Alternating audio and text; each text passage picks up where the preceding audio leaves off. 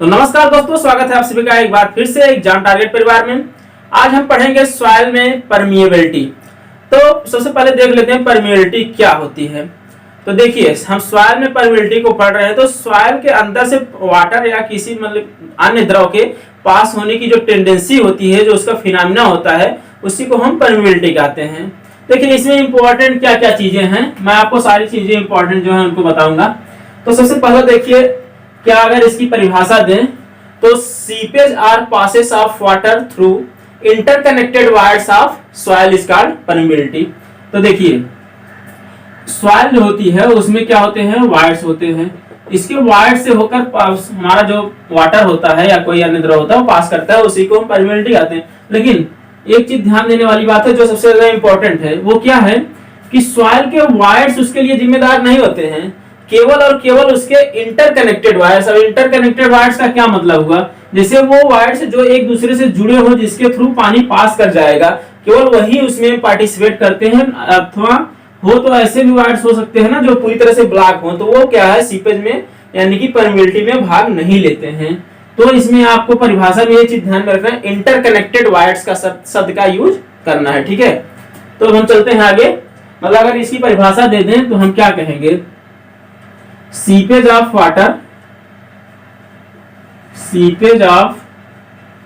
Water through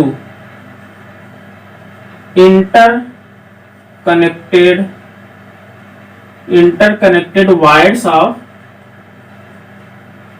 soil is called, क्या called, is called permeability. ठीक है, तो ये इसकी परिभाषा हो गई परमिएबिलिटी की। अब हम आगे बढ़ते हैं, परमिएबिलिटी का अध्ययन हम क्यों करते हैं।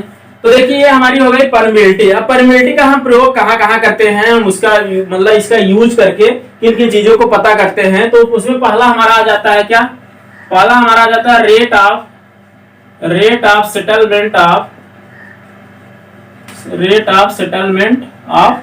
क्या, कोलैप्सिबल सॉइल।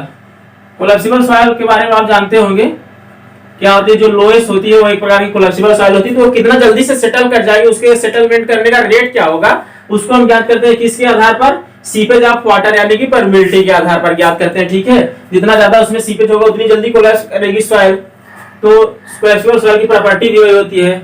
अब दूसरा क्या, मतलब दूसरा क्या ज्ञात कर सकते हैं, seepage of water through earthen dam. कोई हमारे पास अर्दन डैम होता है, वो मिट्टी का बना होता है, जिसमें से सॉइल पास मतलब वाटर कितनी तेजी से पास कर जाएगा, तो उसको हम याद करेंगे क्या, सीपेज ऑफ वाटर थ्रू, कहां से, अर्दन डैम से।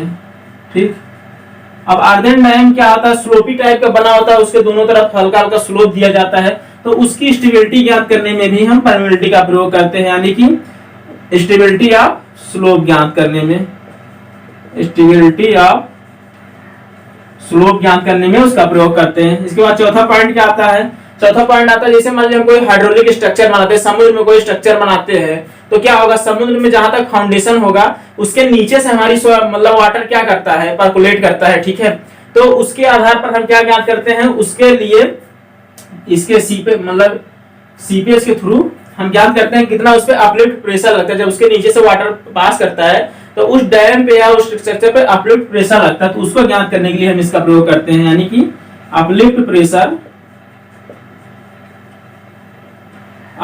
Pressure on hydraulic structure.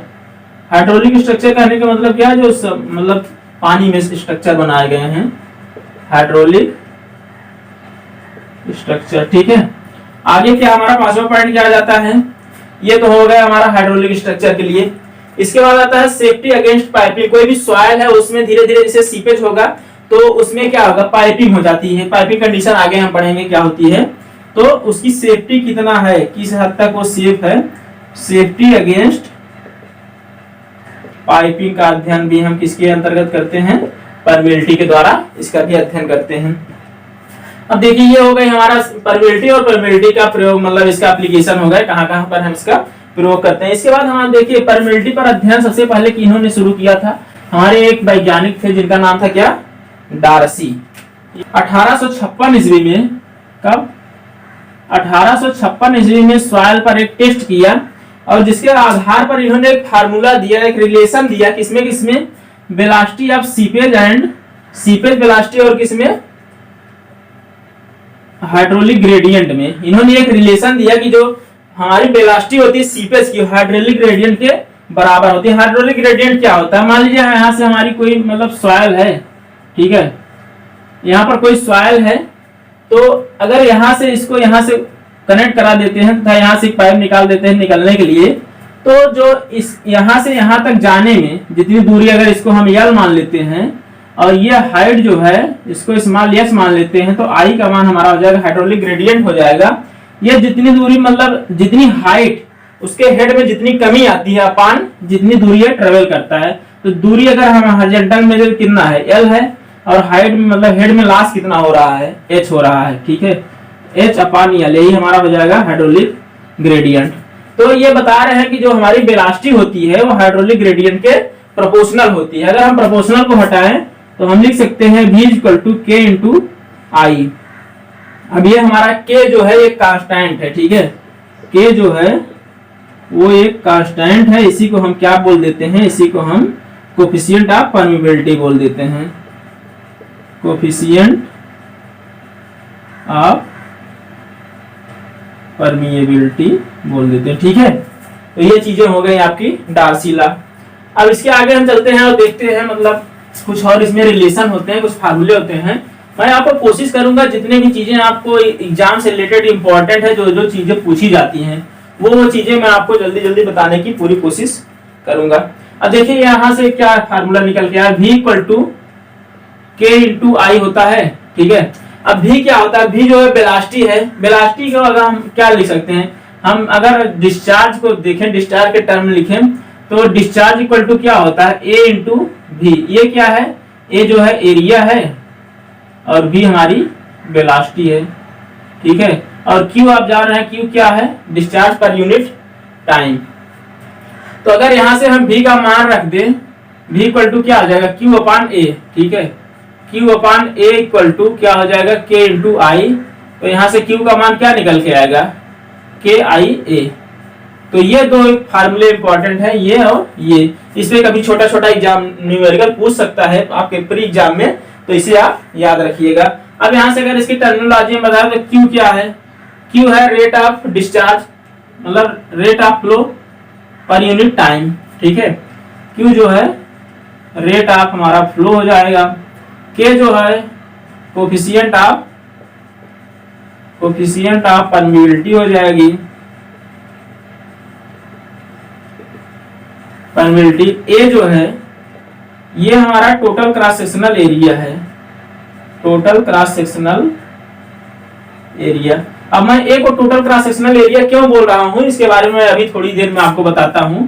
इसमें काफी चीजें छुपी हुई हैं, ठीक है। अभी बस आप इतना ध्यान रखिएगा, इसको नोट कर सकते हैं आप। अब इसके बाद हम आगे चलते हैं, क्या देखते हैं कुछ सॉइल के टाइप्स के बारे में। अब देखिए ये हमारा फार्मूला निकल के यहाँ से आ गया। अगर इसको हम यूज करें, इसका एप्लीकेशन किस तरह से होता है, तो मान लीजिए हमने आपको क्या बताया था, यहाँ से हम कोई पाइप लगा देते हैं जिससे हमारा क्या हुआ, पानी अंदर आ रहा है, और फिर यहाँ पर कोई एक पाइप दूसरी लगी है जिससे हमारा पानी बाहर निकल जा रहा है। ये मान लीजिए कोई सॉइल का टुकड़ा है, ठीक है। अब ये जहां से पानी निकल रहा है ये कितनी हाइट पे है, ये मान लीजिए इसकी हाइट कितनी है, स्मॉल h2, और ये वाली जो पूरी हाइट है जहां से पानी अंदर आ रहा है इसकी हाइट है स्मॉल h1, ठीक है।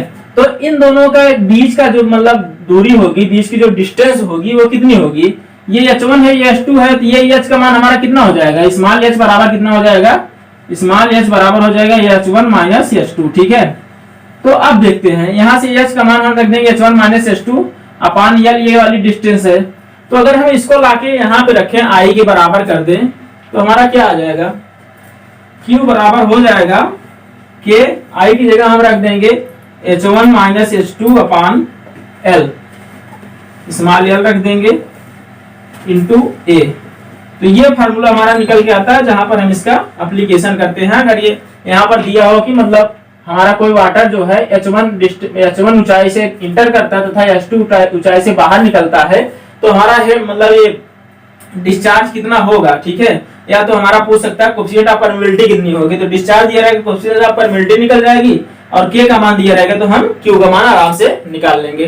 ठीक है, तो ये चीजें अभी तक हो गई, इसको आप नोट कर लीजिए, इसके बाद हम आगे बढ़ते हैं। तो देखिए हमारे पास मेनली 4 प्रकार की सॉइल होती हैं जिनको हम पढ़ते हैं। पहला कौन सा हमारा हो गया, क्ले, दूसरी हो गई सिल्ट, तीसरी हो गई सैंड और चौथी हो गई क्या, ग्रेवल। ठीक है, तो ये क्या है, साइज के बढ़ते हुए क्रम में है।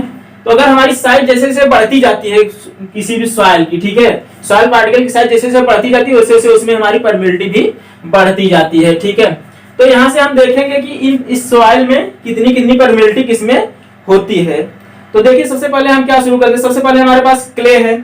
तो क्ले में जो हमारी परमिलिटी होती है, इसको जो मैं अभी आपको बताने जा रहा हूँ इसको आप जरूर नोट कर लीजिएगा तथा याद कर लीजिएगा। हो सकता है अगले एग्जाम में या यहाँ से आपको एक क्वेश्चन देखने को मिल जाए, बस यही चारों पॉइंट से। ठीक है, तो देखिए क्ले के लिए जो हमारी परमिलिटी होती है, अगर इसको हम सेंटीमीटर पर सेकेंड में रखें, और क्ले तो टाइप ऑफ सॉइल हो गई हमारी, टाइप ऑफ सॉइल। ठीक है, के की जो मतलब परमिलिटी की जो यूनिट होती है हमारी क्या होती है, सेंटीमीटर पर सेकेंड या मीटर पर सेकेंड कुछ भी होती है। तो यहाँ पर हम किसी में रख रहे हैं सेंटीमीटर पर सेकेंड में, मतलब वेलोसिटी की यूनिट के बराबर भी इसकी यूनिट भी होती है। तो क्ले के लिए जो हमारी ये परमिलिटी होती है कितनी होती है, ये हमारी 1 क्रॉस 10⁻⁻6 से कम होती है। क्या, सेंटीमीटर पर सेकेंड। यहाँ पर हमने सेंटीमीटर पर सेकेंड लिख दिया है, तो आप इसको ध्यान में रखिएगा। तो देखिए क्ले है, क्ले के लिए सबसे कम होती है कितना, 1 × 10⁻⁻6 से कम होती है। और सिल्ट के लिए कितनी होती है, 1 क्रॉस 10⁻⁻6 से लेकर कितना, 1 क्रॉस 10⁻⁻3 तक होती है। अब ये इतनी हमारी किसके लिए हो गई, सिल्ट के लिए हो गई। अब सैंड के लिए कितनी होती है, सैंड के लिए हमारी होती है 1 क्रॉस 10⁻³ से लेकर 1 तक होती है, जबकि ग्रेवल में कितनी होती है, ग्रेटर देन 1 होती है। तो ये 4 पॉइंट हमने आपको बताया, इन चारों पॉइंट को आप नोट कर लीजिएगा, हो सकता है अगले एग्जाम में आपसे पूछ लिया जाए, इससे एक क्वेश्चन बन जाएगा। ठीक है, ये काफी इंपॉर्टेंट पॉइंट है, अक्सर एग्जाम में पूछ लिए जाते हैं, तो इसलिए आप इन चारों पॉइंट को ध्यान में रखिएगा। ठीक है, अब हम चलते हैं आगे और कुछ आगे देखते हैं, सीपेज वेलोसिटी और क्या, सीपेज वेलोसिटी और फ्लो वेलोसिटी में अंतर क्या होता है। जो जो चीजें मैं आपको यहाँ पर बता रहा हूँ वो सारी चीजें, सारे point exam point of view से बहुत ज्यादा इंपॉर्टेंट है, इसलिए सारी चीजों को आप ध्यान से पढ़िएगा, कोई चीज मिस ना होने पाए। तो देखिए अब दूसरा हमारा पॉइंट जो है क्या, seepage velocity, seepage velocity and flow velocity.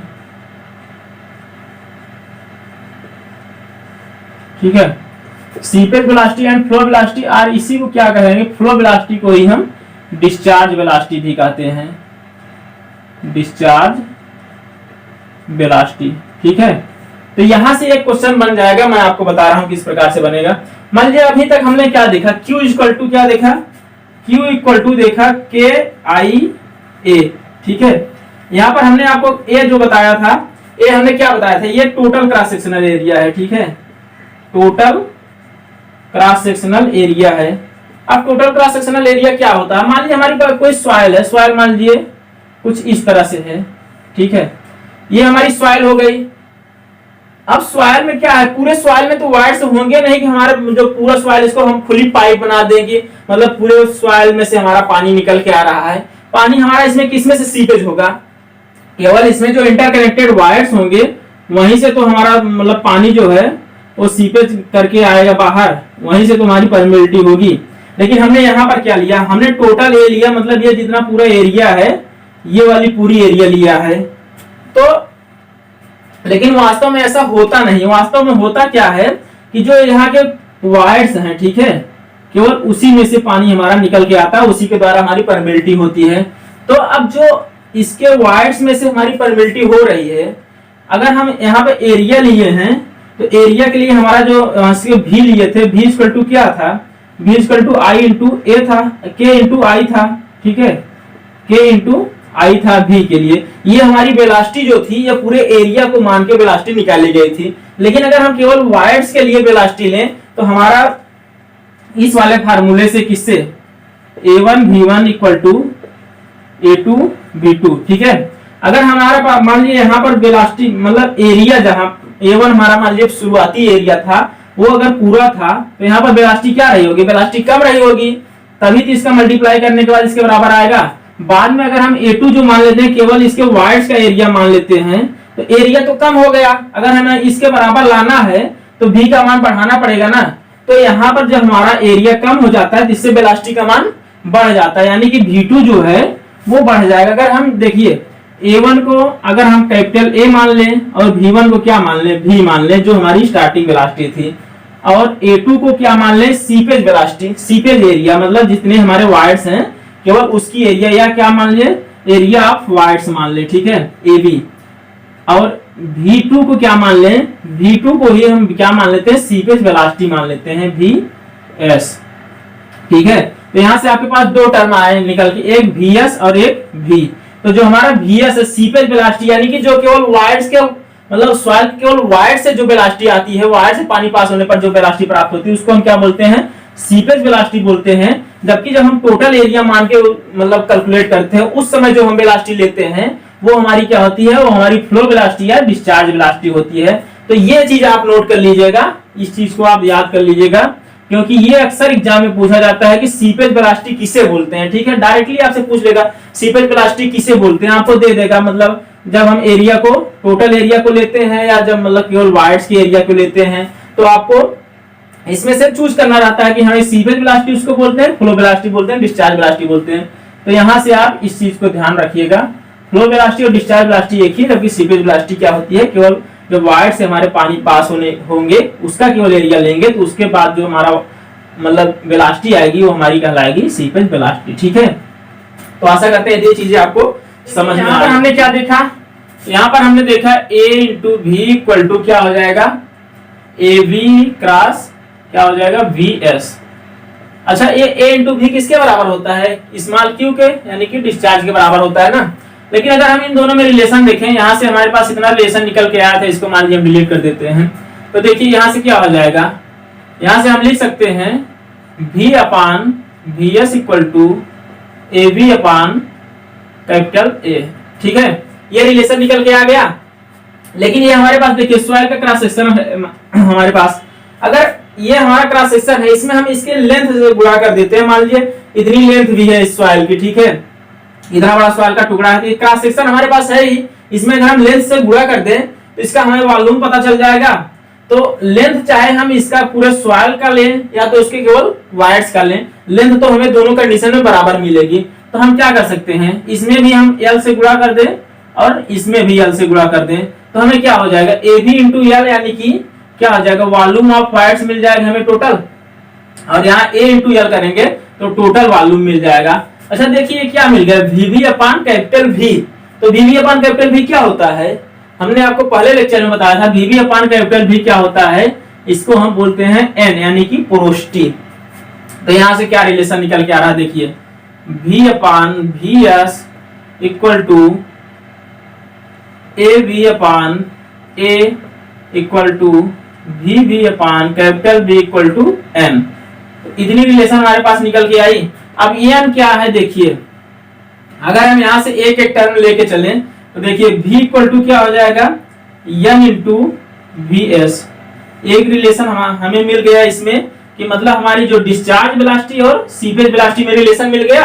ये देखिए सीपेज वेलोसिटी है, डिस्चार्ज वेलोसिटी है, और इसके अलावा क्या किसमें रिलेशन मिल गया, हमारा AB इक्वल टू क्या हो जाएगा, N इंटू कैपिटल A। ये दूसरा रिलेशन मिल गया। और इसी प्रकार से volume of voids equal to porosity into capital V, ये तीसरा रिलेशन मिल गया। अच्छा देखिए अब यहाँ से एक क्वेश्चन और आता है, क्वेश्चन क्या पूछा जाता है कि हमारी सीपेज वेलोसिटी ज्यादा होती है या डिस्चार्ज वेलोसिटी। ये इंपॉर्टेंट क्वेश्चन है, हो सकता है बन जाएगा आगे, ठीक है।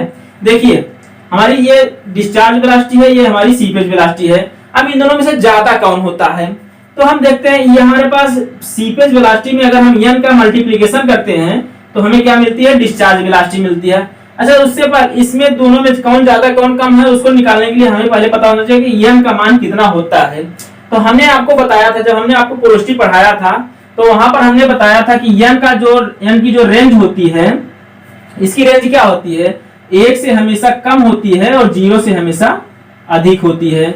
ये इसकी रेंज होती है। मतलब कि n का मान कभी भी 1 और 0 के बाहर नहीं जा सकता, जब भी रहेगा 0 और 1 के बीच में ही रहेगा। ठीक है, तो अगर ये 0 और 1 के बीच में है तो कोई भी संख्या हो, मान लीजिए 1/2 होगी, तो कोई भी संख्या जो 0 और 1 के बीच में होती है, अगर उसमें किसी अन्य संख्या के से गुणा कर देते हैं तो उसका मान क्या हो जाता है, कम हो जाता है। तो इसी प्रकार से n में अगर हम vs का गुणा कर देते हैं तो हमारा जो रिजल्ट निकल के आएगा वो vs से कम हो जाएगा। ठीक है, तो vs से कम हो जाएगा, इससे मतलब पता चलता है कि जो v हमारा होगा वो क्या होगा, vs से कम होगा, क्योंकि इसमें n का मल्टीप्लीकेशन किया गया है। अब देखिए ये हमारी क्या थी, डिस्चार्ज वेलोसिटी, v डिस्चार्ज। ठीक है, v डिस्चार्ज क्या हो जाएगा, कम हो जाएगा किससे, v सीपेज से, vs से हमारा कम हो जाएगा। तो यहां से ये पॉइंट बन जाता है कि v डिस्चार्ज होता है vs से कम होता है, यानी कि सीपेज वेलोसिटी ज्यादा होती है डिस्चार्ज वेलोसिटी से, और डिस्चार्ज वेलोसिटी को ही हम क्या और बोल देते हैं, फ्लो वेलोसिटी बोल देते हैं। यानी कि सीपेज वेलोसिटी हमारी फ्लो वेलोसिटी और डिस्चार्ज वेलोसिटी से ज्यादा होती है। ठीक है, तो इस पॉइंट को आप नोट कर लीजिएगा। अब हम आगे बढ़ते हैं और देखते हैं क्या एक और टर्म आता है हमारे पास। जैसे हमने देखा था यहाँ पर कि v इक्वल टू क्या होता है, k इंटू आई होता है। ठीक है, हमने देखा था v इक्वल टू क्या, v equal to k into I होता है। ठीक है, ये v हमारा कौन सा था, डिस्चार्ज वेलोसिटी थी, यानी कि जब हम क्रॉस सेक्शनल एरिया पूरा ले रहे थे। लेकिन जब हम क्रॉस सेक्शनल एरिया केवल वायर्स वाला लेंगे तो उस समय क्या होगा, v जो हमारा हो जाएगा vs हो जाएगा इक्वल टू, उस समय हम जो k लेते हैं, k को k ना लिख के उसको kp लिख देते हैं। और kp हमारा परकुलेशन मतलब कोफिशिएंट ऑफ परकुलेशन हो जाता है, उसको बोलते हैं, उसका नाम देते हैं, और यहां से i हो जाएगा। ठीक है, तो v equal to vs equal to kp into I या v equal to k into I. अगर हम ये हमारा मान लीजिए क्वेश्चन नंबर 1 हो गया, ये क्वेश्चन नंबर 2 हो गया। यहां से जो kp हमारा है इसको क्या बोलेंगे हम, coefficient of percolation, coefficient of percolation. पहला ये वाला क्या था हमारा, कोफिशिएंट ऑफ परमिएबिलिटी था, ये कोफिशिएंट ऑफ परकुलेशन है। अगर हम इक्वेशन 1 बाई इक्वेशन 2 कर दें तो हमारा क्या निकल के आएगा, v upon vs equal to k upon kp, क्योंकि i तो दोनों में i कैंसिल हो जाएगा, तो v upon vs equal to k upon kp हो जाएगा। लेकिन हमें पता है v अपान vs का मान क्या होता है, v अपान vs का मान होता है n। ये किसके बराबर होता है, n के बराबर होता है। तो यहाँ से हमें k और kp में एक रिलेशन मिल जाएगा, तो हम लिख सकते हैं k इक्वल टू क्या हो जाएगा, n इंटू kp। ठीक है, तो यहां से देखिए क्या, kp में हमने n का मल्टीप्लीकेशन किया तो हमारा k आ रहा है। ठीक है, और n का मान जो होता है 1 से कम होता है और 0 से अधिक होता है। तो 1 से कम और 0 से अधिक की संख्या किसी में गुणा करते हैं तो उसका मान कम हो जाता है। यानी कि यहाँ से इसकी तरह हम ये भी कह सकते हैं यहाँ पर भी कि हमारा जो k का मान होगा वो kp से क्या होगा, कम होगा ना, तो k is less than kp। ठीक है, ये दोनों रिलेशन निकल के आ गए। v डिस्चार्ज का मान हमारा सीपेज वेलोसिटी से कम होगा। वैसे भी आप मतलब नॉर्मली अगर देखें, जब हमारा एरिया कम हो जाएगा तो वेलोसिटी तो अधिक जाएगी। जब जगह कम रहेगा, डिस्चार्ज सेम हमें लेना है, तो क्या होगा, तेजी से पानी जाएगा, तभी ना हमारा को क्या मतलब उतना डिस्चार्ज प्राप्त हो पाएगा। तो vs का मान अधिक होता है जबकि डिस्चार्ज का मान कम होता है। उसी प्रकार से kp का मान अधिक होता है और k का मान कम होता है। तो इतनी सारी बातें हो गई आपके लिए। इसे आप अभी तक हम लोगों ने क्या पढ़ा, डार्सी के आधार पर हमने k, kp और सारी चीजें देखी। अब देखिए, किसी कोई भी चीज हो उसकी लिमिट होती है। पृथ्वी हमारी कितनी भी बड़ी हो लेकिन उसकी भी एक सीमा होती है। इस गोले के बाद हमारा दूसरा गोला आता है। ठीक है, तो उसी प्रकार से हम देखते हैं डार्सी की लिमिट क्या है, लिमिट ऑफ डार्सी लॉ। ठीक है, लिमिट ऑफ डार्सी लॉ क्या होता है, तो देखिए पहली बात ये कहाँ कहाँ लागू होगा, कहाँ कहाँ एप्लीकेबल होगा। पहली की जो कंडीशन हो क्या हमारी, सॉइल जो होती है, सॉइल शुड बी क्या, सैचुरेटेड। ठीक है, हमारी सॉइल सैचुरेटेड होगी तभी हमारा डार्सी लॉ फॉलो होगा। दूसरी कंडीशन क्या होगी, सॉइल शुड बी क्या, होमोजीनियस, सॉइल होमोजीनियस होनी चाहिए। तीसरा क्या होना चाहिए, हमारा जो फ्लो है फ्लो, सॉइल में जो हमारा फ्लो हो रहा है वो क्या होना चाहिए, शुड बी लैमिनार। अब आप कहेंगे सॉइल में भी लैमिनार और टर्बुलेंट होता है, तो सही बात है, उसमें भी होता है। फ्लो शुड बी क्या, लैमिनार। इसके अलावा चौथा जो पॉइंट आ जाता है हमारा, क्या हो जाता है, सॉइल जो है, अच्छा flow should be laminar and क्या होगा, एंड यूनिडायरेक्शनल। ऐसा नहीं कि किसी भी तरफ भागता जा रहा है, यूनिडायरेक्शनल होना चाहिए। और इसके बाद जो हमारा सॉइल होती है, सॉइल शुड बी आइसोट्रॉपिक। ठीक है, तो इतने पॉइंट हैं जो आपके एग्जाम पॉइंट ऑफ व्यू से इंपॉर्टेंट हैं, इन्हें आप नोट कर लीजिएगा। इसके बाद हम आगे चलते हैं, क्या देखते हैं, कुछ रिलेशन देखते हैं हम परमेबिलिटी में। ठीक है, तो देखिए इसमें हमारा जो पहला रिलेशन है वो क्या है, हॉरिजॉन्टल परमेबिलिटी। मान लीजिए हमारे पास कोई सॉइल का कुछ लेयर है, जैसे मान लीजिए एक लेयर ये हो गई, दूसरी लेयर ये पहली लेयर, ये दूसरी लेयर, ये तीसरी लेयर, ये चौथी लेयर हो गई। मान लीजिए हमारे पास 4 लेयर हो गई किसकी, सॉइल की। ठीक है, तो यहाँ से हम कोई पाइप लगा के इसमें पानी भेज रहे हैं, इधर से पानी भेज रहे हैं और ये चारों प्रकार की सॉइल से होके पास हो रहा है और उसके बाद इधर से निकल रहा है यहाँ से पानी। तो यहाँ से पानी जा रहा है, यहाँ से निकल रहा है, ये 4 लेयर है हमारी सॉइल की। मान लीजिए इसकी परमेबिलिटी क्या है, इसकी मान लीजिए K1 है, इसकी K2 है, इसकी K3 है। परमेबिलिटी नहीं है, कोफिशिएंट ऑफ परमेबिलिटी है। ठीक है, ये हो गया। उसके बाद मान लीजिए इसकी हाइट जो है, इसकी हाइट H1 है, इसकी हाइट H2 है, इसकी हाइट H3 है, इसकी हाइट H4 है। तो अभी मैं आपको डेरिवेशन नहीं करा रहा हूं, जब मैं आपको मेंस का लेक्चर लूंगा या डीप लेक्चर लूंगा तो उसमें डेरिवेशन कराऊंगा। अभी मैं आपको बस जो चीजें इंपॉर्टेंट हैं आपके एग्जाम में आ सकती है, बस मैं उन चीजों पर अभी फोकस कर रहा हूं ताकि आपका पहले प्री क्वालिफाई हो जाए। ठीक है, और आप मेरे पर विश्वास रखिए, अगर आप हम लोग के साथ जुड़े रहते हैं। अभी यहाँ पर चल रहा है, अगर आपको प्रीवियस ईयर क्वेश्चन करने हैं तो अभी पांडे सर आपको क्वेश्चन करवा रहे हैं, वहां से जाकर पूरे क्वेश्चन कर सकते हैं। आपकी तैयारी काफी जोरों से चल रही है यहाँ पर। ठीक है, तो बस आप साथ में जुड़े रहिए, जो चीजें यहाँ पर बताई जा रही हैं उन सब पे ध्यान देते रहिए, आपका सिलेक्शन जरूर होगा।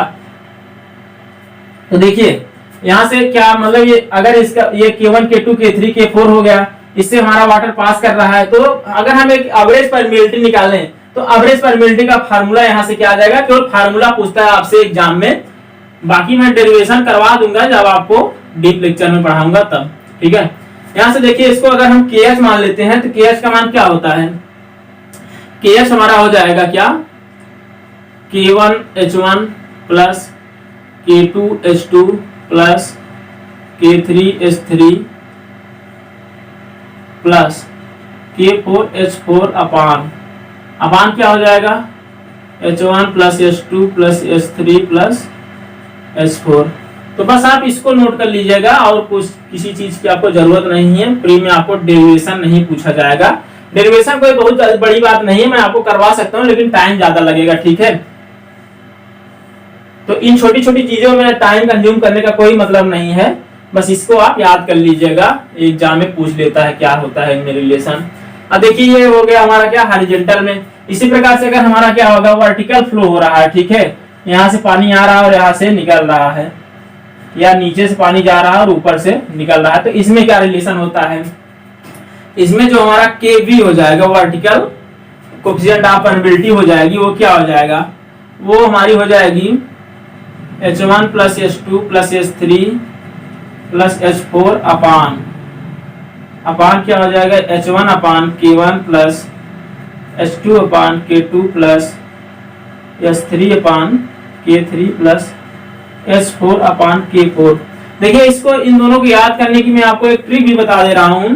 जैसे मान लीजिए हमने हॉरिजॉन्टल फ्लो को, मतलब हॉरिजॉन्टल कोफिशिएंट ऑफ परमेबिलिटी याद करना। ठीक है, तो यहाँ से देखिए KH हमें ज्ञात करना है, तो हमें क्या होना है, इक्वेशन में कट पीट के चाहे जैसे भी हमें K का मान मिलना चाहिए। ठीक है, तो हमारा देखिए ऊपर क्या है, K इंटू H। अगर इसकी हम यूनिट निकाले K इंटू H की, तो सेंटीमीटर पर सेकेंड क्रॉस क्या हो जाएगा, सेंटीमीटर हो जाएगा। अपान में क्या है, H है, हाइट है, मतलब सेंटीमीटर है।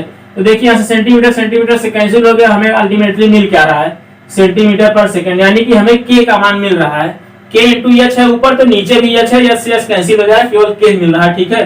तो उस प्रकार से हम KH का मान याद कर सकते हैं। और KV के लिए क्या है, देखिए ऊपर क्या है, H है यानी कि सेंटीमीटर है, अपान नीचे क्या है, अपान इसको हम 1 कर सकते हैं, अपान क्या हो जाएगा, सेंटीमीटर अपान सेंटीमीटर पर सेकेंड, सेंटीमीटर अपान सेंटीमीटर पर सेकेंड, ठीक है।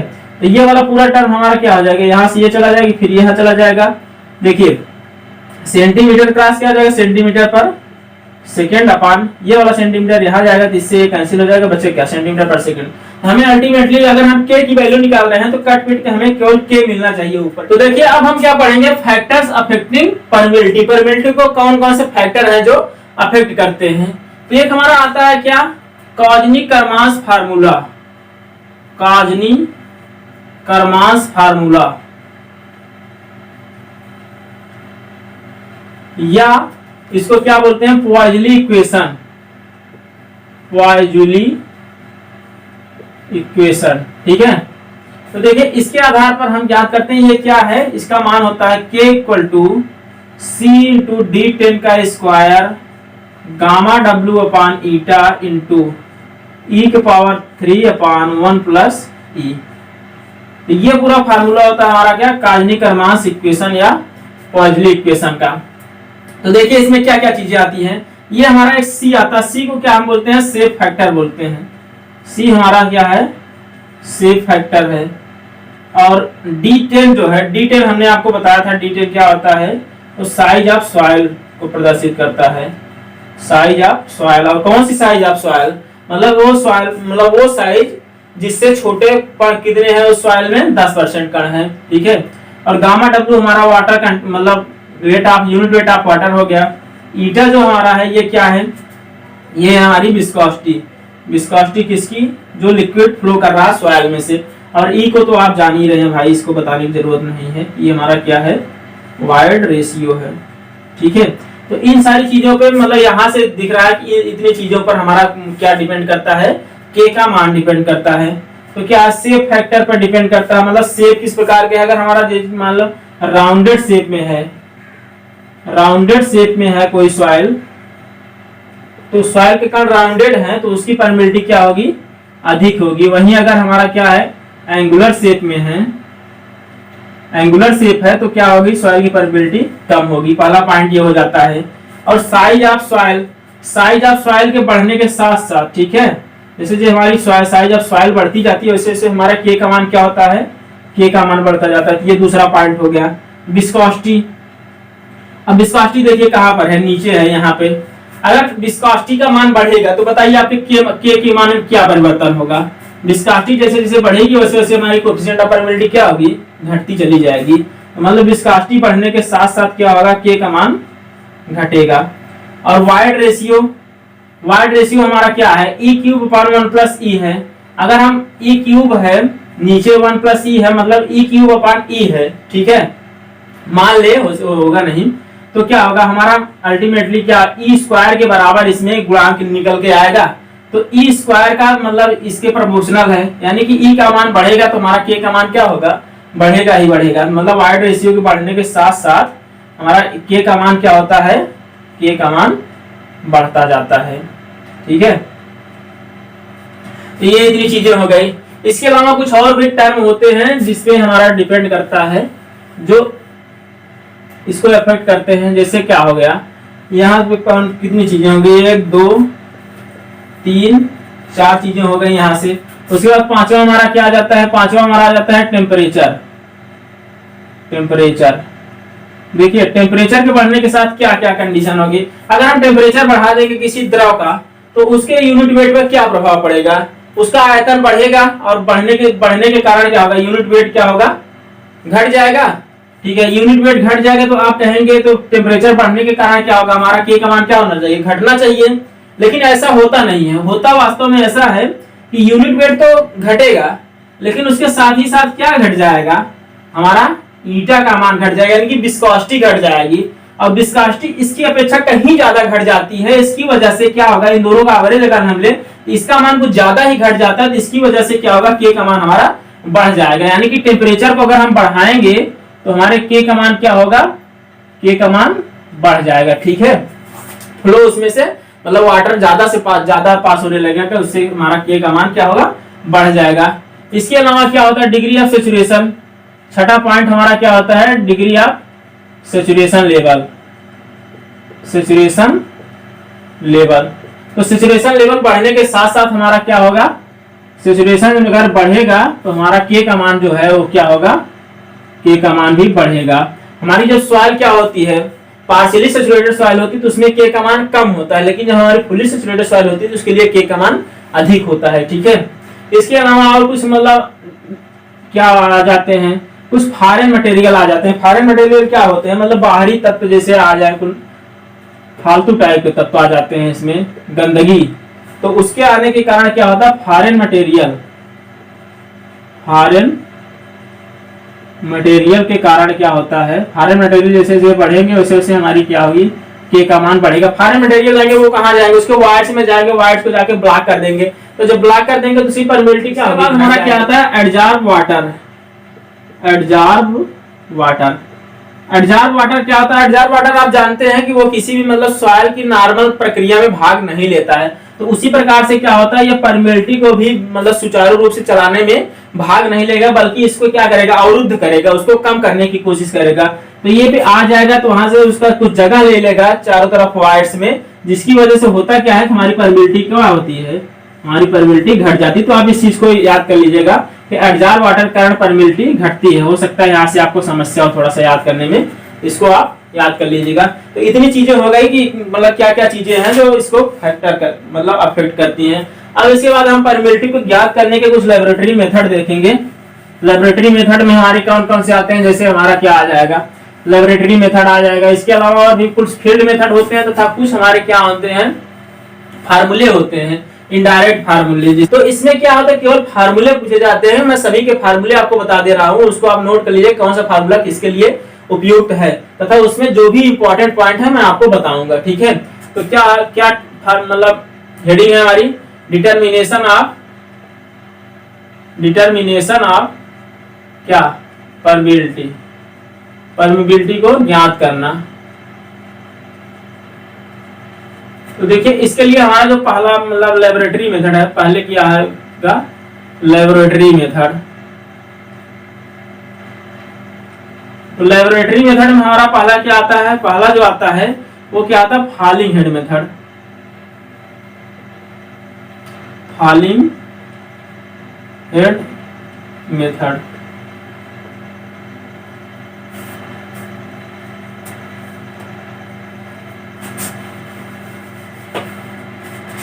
तो इसमें हमारा जो पहला जाता है उसको क्या बोलते हैं हम, कांस्टेंट हेड मेथड।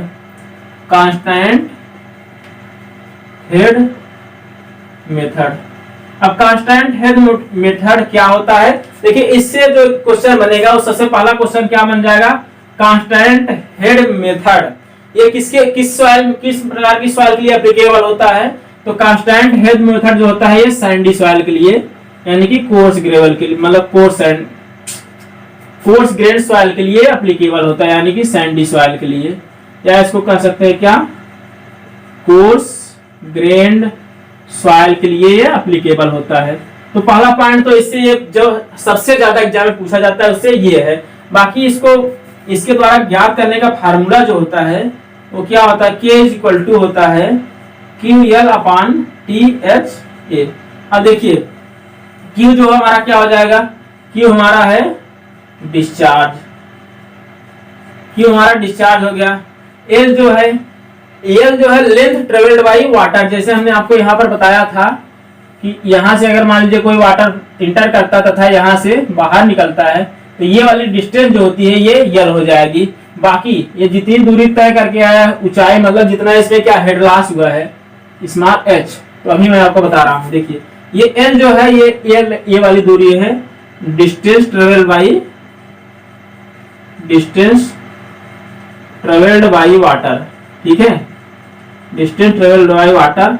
और t क्या है, t हमारे डिस्चार्ज, इतना डिस्चार्ज प्राप्त करने में जितना समय लगा है हमें यहाँ से, वो हमारा टाइम t नोट कर लिया जाता है, ये मिनट में होता है, ये टाइम हो गया हमारा।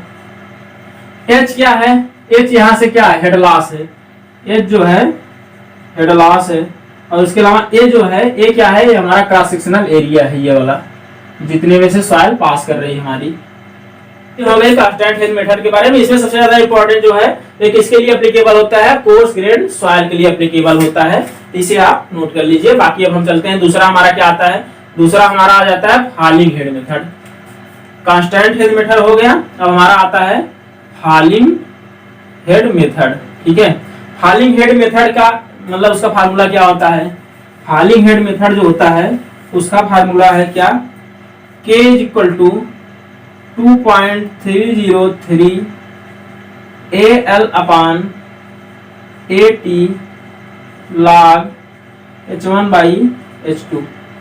ये हमारा एप्लीकेबल होता है किसके लिए, fine sand, fine grain soil के लिए, फाइन ग्रेन सॉइल के लिए एप्लीकेबल होता है कौन, फॉलिंग हेड मेथड। इसका फार्मूला ये है। ठीक है, तो देखिए फॉलिंग हेड मेथड में क्या है, ये हमारा क्या है, परमिटिंग ज्ञात करने का ये अपरेटस है। यहाँ से मान लीजिए हमारा पहले वाटर जो है, यहाँ से वाटर एंटर कर रहा है, पहले इसमें वाटर का हेड यहाँ तक था, जिसको हम किससे डिनोट करते हैं, H1 से। बाद में टाइम टी के साथ, टाइम टी के बाद हमारा जो हेड होता है वो कितना आ जाता है, H2 आ जाता है। ठीक है, और ये कहाँ से आ रहा है, देखिए ये इस नली से आ रहा है, उसके बाद इस सॉइल सैंपल में प्रवेश कर रहा है। इस सॉइल सैंपल का cross sectional area capital A है, जबकि नली का क्रॉस सेक्शनल एरिया क्या है, स्मॉल ए है। और ये देखिए यहाँ से यहाँ तक जा रहा है सॉइल में। ठीक है, उसके बाद यहाँ से बाहर निकल जा रहा है, ये वाली डिस्टेंस जो है ये कितना है, कैपिटल एल। ठीक है, ये सारे टर्म हैं जो यहाँ पर दिखाए गए हैं। तो देखिए यहाँ से क्या है, K equal to 2.303 AL upon AT। ये जो स्मॉल एल है ये नली का एरिया है, स्मॉल ए, और कैपिटल एल जो है ये इसका डिस्टेंस है, मतलब सॉइल में कितनी दूरी तक ट्रेवल कर रहा है। और ए जो है कैपिटल ए, ये क्या है, इस सॉइल का क्रॉस सेक्शनल एरिया है। और टी जो है टाइम, कितने टाइम में हमारा क्या है, H1 से H2 तक पहुंचने में, उतना हमारे हेड का फाल होने में कितना टाइम लगता है उसको स्मॉल टी से दर्शाते हैं। और बाकी H1 H2 क्या है, H1 H2 आप यहाँ से देख सकते हैं, ये H1 है और ये वाली दूरी H2 है। ठीक है, तो ये इस फार्मूले को बस आप याद रखे रहिएगा, इससे अगर मान लीजिए क्वेश्चन बनने होंगे तो बन जाएंगे। और उसके बाद इंपॉर्टेंट क्या है, फाइन ग्रेन सॉइल के लिए एप्लीकेबल होता है। ठीक है, इससे ज्यादा और कुछ पूछा नहीं जाएगा। तो देखिए यहाँ पर हमारे पास तीसरा फार्मूला क्या आता है, कैपिलरिटी परमिलिटी टेस्ट, इसमें लेबोरेटरी मेथड में ये क्या होता है, x2 square minus x1 square upon t2 minus t1 into 2ku अपान ns into s0 plus hc। बस ये फार्मूला आपसे कभी कभी पूछ लेता है। तो देखिए इसमें ये जो सारे टर्म है, आपको यहाँ पर फिगर दिख रहा है, फिगर में आप देख सकते हैं क्या क्या चीजें हैं, क्या h0 है, क्या hc है। ku जो है मैं आपको बता रहा हूँ, ku जो है वो परमिलिटी है, कोफिशिएंट ऑफ परमिएबिलिटी है। इसके बाद यहाँ से जो n है, n पोरोसिटी है, पोरोसिटी है। और s जो है वो क्या है, डिग्री ऑफ सैचुरेशन। ये सब चीजें आप जान सकते हैं, ये डिग्री ऑफ सैचुरेशन है, पोरोसिटी है, ku जो है परमिएबिलिटी है। तो बस आप इसके लिए ये वाला फार्मूला याद कर लीजिएगा, क्या है, x2 square minus x1 square upon t2 minus t1 equal to 2 into ku upon n into s into क्या होगा, h0 प्लस hc। बस ये फार्मूला आप याद रखे रहिएगा, ये कभी कभी फार्मूला एग्जाम में पूछ लेता है, ऑब्जेक्टिव में दे देगा कि इसके लिए कौन सा फार्मूला होता है, तो थोड़ा बहुत घुमा देगा, x2 माइनस x1 अपान t2 square minus t1 square कर देगा। इसे आप नोट कर लीजिए, इसे याद रखे रहिएगा, बस बाकी और कुछ नहीं पूछा जाएगा इससे। अब हम आगे बढ़ते हैं और देखते हैं क्या, ये हमारा लैबोरेटरी मेथड सब खत्म हो गए। अब इसके बाद हमारे पास क्या आते हैं, फील्ड मेथड। ठीक है, फील्ड टेस्ट आता है, क्या, फील्ड टेस्ट। फील्ड टेस्ट में हमारे दो टेस्ट होते हैं। पहला क्या होता है, पहला पंपिंग आउट टेस्ट होता है, पंपिंग आउट टेस्ट, और दूसरा क्या है, पंपिंग इन टेस्ट। तो पहले हम पंपिंग आउट टेस्ट के बारे में पढ़ेंगे। देखिए यहाँ से अनकन्फाइंड सॉइल और कन्फाइंड सॉइल के लिए दो दो फार्मूले। देखिए इन्होंने एक बेल ड्रा किया, मतलब बेल खोदा, ये मान लीजिए एक बेल है, इसके बगल में दो क्या किए, टेस्ट बेल खोदे। ये पहला टेस्ट बेल हो गया और ये दूसरा टेस्ट बेल हो गया हमारा।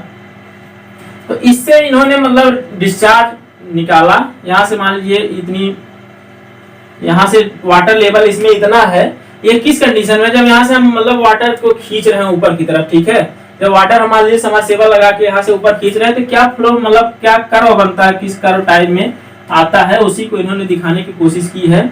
तो देखिए ये हमारा बेल 1 है, इसकी रेडियस R1 है, इसकी रेडियस R2 है, ठीक है। और यहाँ से दूरी जो है, इसकी दूरी H1 है और इसकी दूरी कितनी है, H2 है। तो देखिए यहाँ पर थीम्स फार्मूला और डुबिट फार्मूला किसके किसके लिए है, अनकन्फाइंड सॉइल के लिए ये दोनों है और ये दोनों कन्फाइंड सॉइल के लिए है। तो अभी इनमें क्या क्या टर्म है मैं आपको समझाने की कोशिश करता हूँ। देखिए यहाँ पर हमारे पास एक वेल है, तो इन लोगों ने क्या हुआ, टेस्ट करने के लिए वेल का डिस्चार्ज के आधार पर इसके परमिबिलिटी, यहाँ सॉइल की परमिबिलिटी निकालने के लिए क्या क्या मतलब टेस्ट किए मैं आपको बता रहा हूँ। यहाँ से क्या है, वाटर निकालना शुरू किए, मतलब मान लीजिए कोई मशीन लगा, समरसेबल है, उससे इन्होंने वाटर निकालना शुरू किया। तो इसके आधार पर देखिए क्या होगा, यहाँ का वाटर तो निकल जाएगा, उसके बाद होगा क्या, यहाँ से जो वाटर है वो बह के यहाँ आने की कोशिश करेंगे। अब ये बह के आने की कोशिश करेंगे तो कैसे बह के आएंगे, मतलब परमिबिलिटी जितनी होगी उसी के आधार पर यहाँ पे बह के आए, सीपेज होके, तो सीपेज को ही परमिबिलिटी कहते हैं। तो उसके मतलब सीपेज किस पे डिपेंड करेगा, के पे डिपेंड करेगा, कोएफिशिएंट ऑफ परमिबिलिटी पर, ठीक है। तो उन्हीं दोनों में रिलेशन निकालने के लिए इन्होंने ये फार्मूला दिया। पहला जो डुपिट साहब फार्मूला, थीम्स साहब जो फार्मूला दिया किसके लिए, ये अनकन्फाइंड सॉइल के लिए फार्मूला दिया है। अनकन्फाइंड और कन्फाइंड क्या है मैं अभी आपको समझा दे रहा हूँ। अनकन्फाइंड देखिए होता क्या है, मान लीजिए हम मतलब सॉइल सरफेस पे है, सबसे ऊपर धरती पे, तो हम जब मतलब बोरिंग करते हैं जमीन में, तो हमें सबसे पहली जो लेयर मिलती है पानी वाली, तो अगर हम वहां से पानी उठाते हैं तो हमारी क्या कहलाती है, वो अनकन्फाइंड लेयर कहलाती है। लेकिन उसके नीचे जो हमारी पहली इम्परवियस लेयर होगी, उसके बाद अगर हम जाएंगे तो वहां से जो हमारा पानी मिलेगा उसको हम क्या बोलेंगे, उसको अनकन्फाइंड, मतलब उसको कन्फाइंड लेयर बोलेंगे। उन दोनों लेयर मतलब दो इम्परमिएबल लेयर के बीच में जो हमारा पानी का लेयर होता है उसको क्या बोलते हैं, हम कन्फाइंड लेयर बोलते हैं। जबकि सबसे ऊपरी जो लेयर होती है पानी की, उसको हम क्या बोलते हैं, अनकन्फाइंड लेयर बोलते हैं, ठीक है। तो आशा करते हैं आपको समझ में आया होगा। तो देखिए यहाँ से क्या है, के का मान जो हमारा 2.303 क्यू log R2 अपान R1। R2 अपान R1 क्या है, R2 जो है हमारे पहले वेल का की रेडियस है, जबकि मतलब R2 जो है दूसरे वेल की रेडियस है और R1 जो है पहले वेल की रेडियस है। अपान क्या है, pi into H2 square minus H1 square. अब H2 H1 क्या है, H2 जो है हमारे दूसरे वेल की डिस्टेंस है, कहाँ से, मेन वेल से, और जो R1 है हमारे पहले वेल की मतलब डिस्टेंस है, कहाँ से, मेन वेल से। तो ये वाला फार्मूला इन्होंने दिया थीम्स साहब ने। लेकिन डुपिट साहब ने क्या किया, डुपिट ने दो ये जो टेस्टिंग वेल थे इसको नहीं बनाया इन्होंने क्या किया, यहाँ से पानी निकाले, उसके बाद जहां पर हमारा वाटर लेवल हमारे मेन वाटर लेवल के शुरुआती दौर के वाटर लेवल के बराबर हो जाता है, मतलब जहां पर इससे पानी निकालने का कोई इफेक्ट नहीं पड़ता है, ठीक है, तो उसकी दूरी ले लिया और यहाँ से जो उसकी हाइट है, इसकी हाइट ले लिया। इसके आधार पर इन्होंने फार्मूला दिया अनकन्फाइंड के लिए। क्या दिया, K equal to 2.303 Q into log capital R upon small r। Capital R क्या है, कैपिटल R है इस मेन टेस्टिंग वेल से जहां पर ये हमारी जहां तक कोई इफेक्ट नहीं पड़ता उसकी दूरी है कैपिटल R, और स्मॉल r जो है वो इस मेन वेल की रेडियस है, ठीक है। तो capital R upon small r upon pi into h square minus small h square. अब h स्क्वायर क्या है, h स्क्वायर देखिए यहाँ से इसके बॉटम से यहाँ तक की जहां से मतलब इसकी जो पूरी डिस्टेंस हाइट है ये है, और स्मॉल h क्या है, ये इस टेस्टिंग वेल में जितनी हाइट तक पानी बचा हुआ है वो स्मॉल h है, ठीक है। तो यहाँ से capital H minus capital H का स्क्वायर माइनस स्मॉल h का स्क्वायर इन्होंने किया है। देखिए इसमें दोनों में अंतर क्या है, सारी चीजें सेम है, Q 2.3 इतना चीजें सेम है, लॉग सेम है। जहां R2 अपान R1 था वहीं कैपिटल R अपान स्मॉल r कर दिए। इन्होंने थोड़ा सा चालाकी किया, ये काम इनको नहीं करने हुए, बस यहाँ से लेकर R2 ले लिया और ये R ले लिया, ठीक है। तो यहाँ से इन्होंने कर दिया। उसी प्रकार से ये किसके लिए है, कन्फाइंड लेयर के लिए। तो कन्फाइंड लेयर होती कैसे, देखिए यहाँ पर क्या होगा, यहाँ पर पानी हमें कितने भी ऊपर तक जा सकता है, ठीक है, ये अनकन्फाइंड लेयर होता है। लेकिन अगर कन्फाइंड लेयर होगी उसमें क्या हो जाएगी, एक इम्परवियस लेयर बन जाएगी। इम्परवियस लेयर मतलब यहाँ पर इम्परवियस लेयर होगी और नीचे इम्परवियस लेयर होगी। इन्हीं दोनों लेयर के बीच में हमारा पानी रहेगा, इसके ऊपर जाने की टेंडेंसी इसकी नहीं होगी, इसके ऊपर नहीं जा पाएगा। ये हमारी कौन सी लेयर, मतलब ये कन्फाइंड कंडीशन कहलाती है इसके लिए। तो कन्फाइंड कंडीशन में क्या अलग है, इसमें बस यहाँ पर पाई हुआ करता था into H2 square minus H1 square हुआ करता था। इसमें नीचे इन्होंने क्या दिया, 2b से गुणा कर दिया। अब ये b क्या है, b जो है इस कन्फाइंड लेयर की जो टोटल मतलब विड्थ है, टोटल मोटाई है, उसी को हम किससे डिनोट करते हैं, यहाँ बी से डिनोट करते हैं। बस यही एक चीज अलग है, 2b से यहाँ पे मल्टीप्लाई कर देते हैं नीचे, बाकी जहाँ स्क्वायर था केवल यूनिट कर देते हैं, मतलब स्क्वायर हटा देते हैं, ठीक है। वैसे अभी अगर देखें तो h2 square minus h1 square अगर हम तोड़ दें क्या हो जाएगा हमारा, h1 प्लस h2 इंटू क्या हो जाएगा, h2 माइनस h1, मतलब h2 माइनस h1 तो हमारा यहाँ पर बचा हुआ है, लेकिन h1 प्लस h2 नहीं बचा हुआ, उसी की जगह हम 2b लिख दे रहे हैं, ठीक है। बस याद करने के लिए मैं आपको बता रहा हूँ, बाकी कोई इसका लॉजिक नहीं है, ठीक।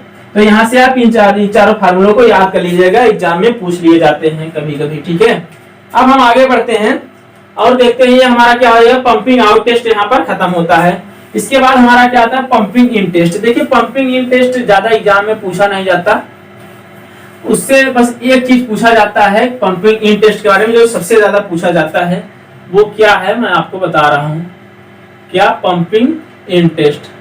पंपिंग इन टेस्ट से जो सबसे ज्यादा एग्जाम में क्वेश्चन बनता है वो बनता है कि पंपिंग इन टेस्ट क्यों ज्यादा मतलब यूज में नहीं लिया जाता। उसका कारण ये है कि it is taken more space, ठीक है। पंपिंग इन टेस्ट का हम ज्यादा प्रयोग नहीं करते क्योंकि यह ज्यादा जगह लेता है, यही चीज एग्जाम में पूछी जाती है, जिसको आप नोट कर लीजिएगा। It is taken more space या रिक्वायर्ड मोर स्पेस, जो भी आप कह सके कह लीजिए अपनी भाषा में, बस समझाने के लिए। बाकी मैं किताबी लैंग्वेज में नहीं जा रहा हूँ किस प्रकार से उसमें लिखा होता, बस मैं आपको समझाने की कोशिश कर रहा हूँ। इसमें क्या होता है, जगह की ज्यादा जरूरत होती है, ठीक है। तो इतना चीजें बस आप याद रखिएगा। इसके अलावा अब हम चलते हैं कुछ इंपेरिकल फार्मूले की तरफ, जो कुछ वैज्ञानिकों ने दिए हैं अपने अपने फार्मूले, वो काफी एग्जाम में पूछ रहा है, उससे क्वेश्चन भी बनते हैं। जैसे अच्छा इसमें एक टर्म और छूट गया, जो हमारे कौन डुपिट साहब ने जो एक फार्मूला दिया था, मतलब उसमें क्या कैपिटल आर का प्रयोग किया था, स्मॉल आर का प्रयोग किया था। ये आर जो होता था क्या होता था, इस मेन टेस्टिंग वेल से वो दूरी होती थी जहां पर हमारे वाटर के लेवल में कोई प्रभाव नहीं पड़ रहा, ठीक है। मान लीजिए हमारी कन्फाइंड लेयर है, तो इसमें क्या है, यहाँ तक की जो दूरी होती है उसको हम क्या लेते थे, कैपिटल आर लेते थे। तो इस कैपिटल आर को निकालने का एक फार्मूला होता है, आर इक्वल टू क्या होता है, 300 इंटू एस रूट में के होता है, ठीक है।